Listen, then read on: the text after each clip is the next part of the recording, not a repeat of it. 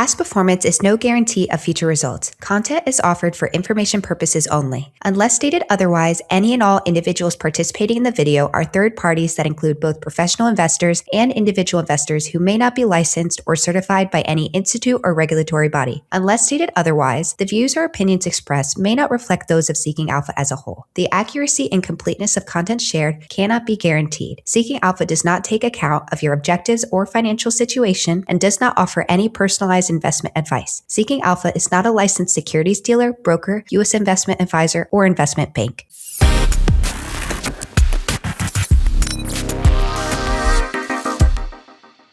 Hey everyone, it's Nicole Benjamin, your host here at Seeking Alpha, to bring to you another episode of Portfolio Pulse, where, as the name suggests, we're going to be keeping a pulse to all the big financial moves happening in the market.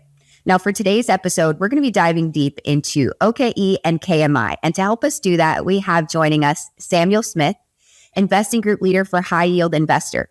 Now, Samuel, thank you so much for joining us today. Yeah, it's great to be here. Thanks so much. Absolutely. So for those listening in, give us a little bit about your background. I see you've been on Seeking Alpha since 2017. So tell us more about how you got into it, what your investing philosophy is and strategy. Sure. So I started writing on Seeking Alpha in 2017, really, because I've been passionate about investing for years. My grandfather was a pretty passionate investor. I grew up at his house watching CNBC whenever I'd visit him, and we'd discuss investing together. And so I just started as kind of an extension of my own passion for investing. But in the process of that, I ended up doing a career change from engineering to investment analysis, which is a lot of the skill sets really similar, just you're using financial numbers instead of physics numbers. And then I ended up getting an opportunity to work for several different dividend investing firms, building my skill set, leading me to ultimately launch High Yield Investor in 2020. And there I've really implemented the lessons I've learned over the years, namely the importance of focusing on quality and durability of dividends and the business model itself, along with a focus on value investing principles where you're combining an attractive current yield with inflation beating growth potential, and then using capital recycling to take advantage of market volatility to lead to long-term outperformance, both in terms of total returns and in income growth.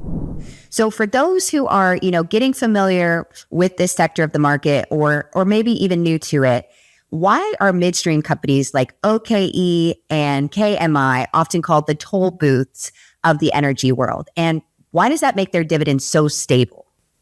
Sure. So midstream companies often earn the vast majority of their cash flows and ultimately profits through contracted pipeline assets that they own. And these pipelines, rather than, say, cars going through a toll road through a toll booth to collect revenues, they collect revenues as companies move oil, gas, and other energy commodities through their pipeline systems. And so they're often volume-based contracts. So for every bit of oil or gas that moves through their pipelines, they earn a fixed fee.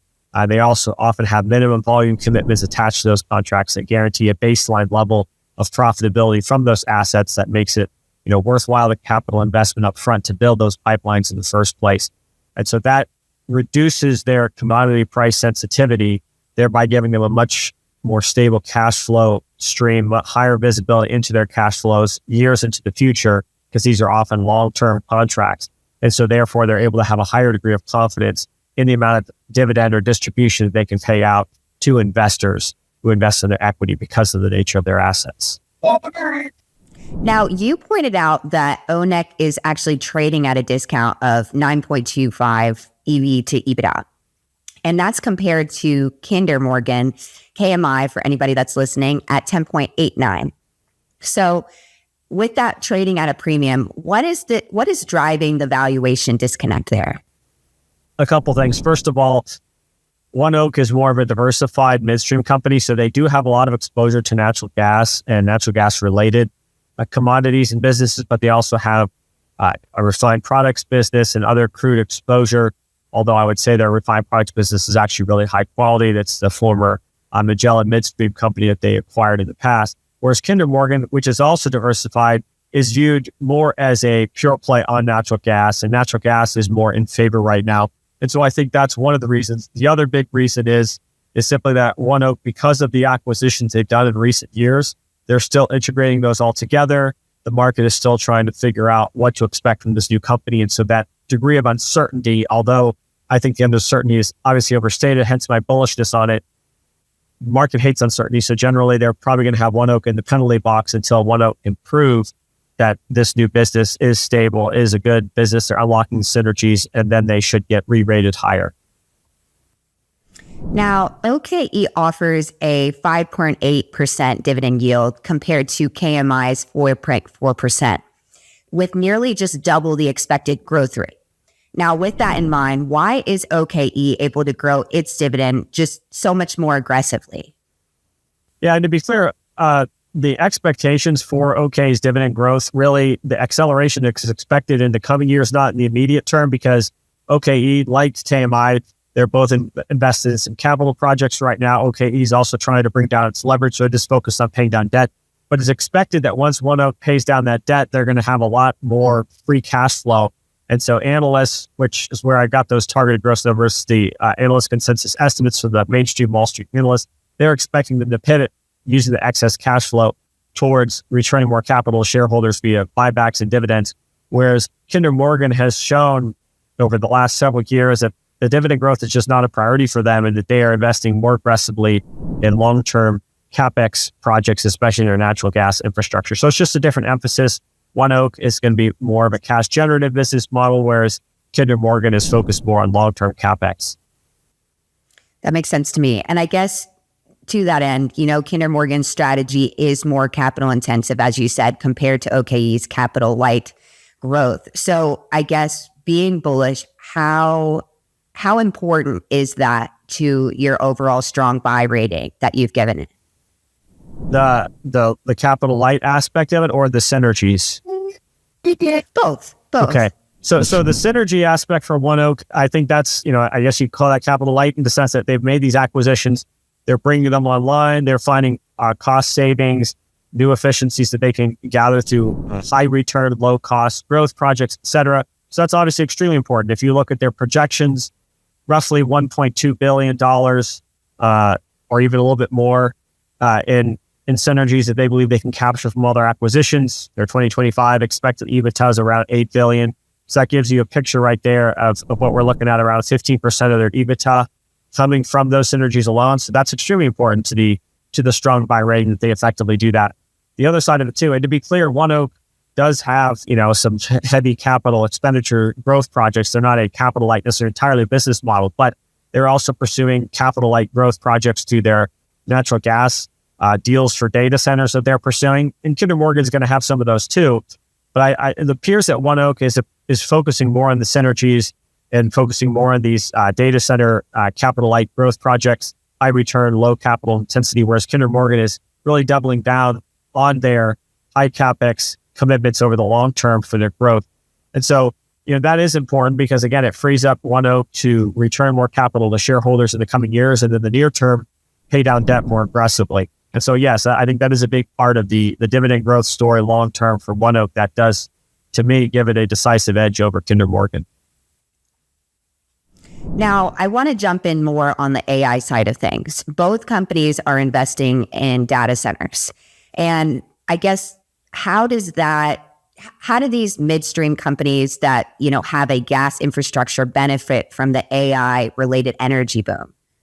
Yeah, so they're investing in projects to supply natural gas to data centers. They don't own the data centers themselves. And so obviously companies that have a strong, strategically positioned natural gas pipeline network and natural gas infrastructure are competitively positioned to win these contracts to provide natural gas to data centers. And the reason that's important is because natural gas is in many ways viewed as the ideal energy source for data centers because it's cheap. You don't have to do a big nuclear power plant build out or some other kind of power plant build out beyond, just the natural gas infrastructure that's already in place.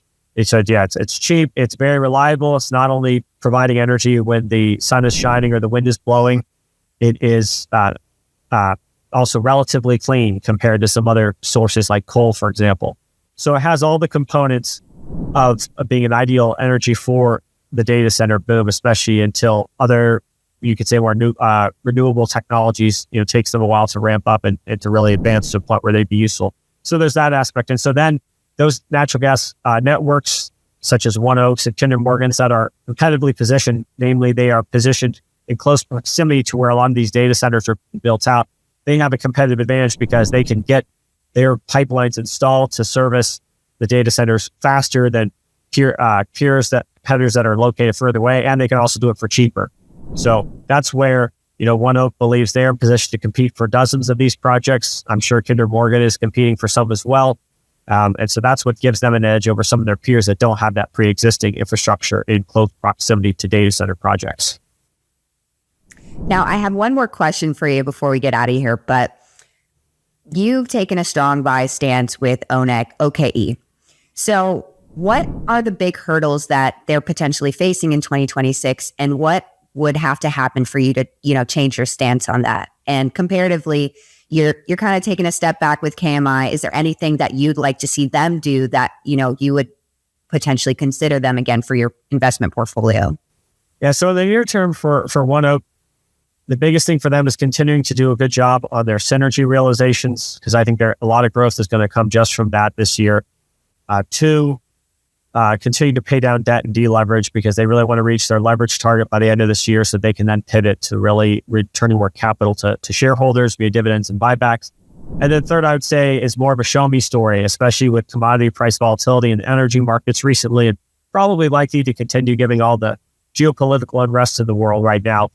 I think showing that they can, in their new business model, can realize those synergies, with all their acquisitions on board and deliver relatively stable cash flows, I think will signal to the market that they are a dependable player and that their new business after all the acquisitions is, built to last and built to thrive in the new environment. And of course, if they can win some data center contracts, that would only further help their narrative.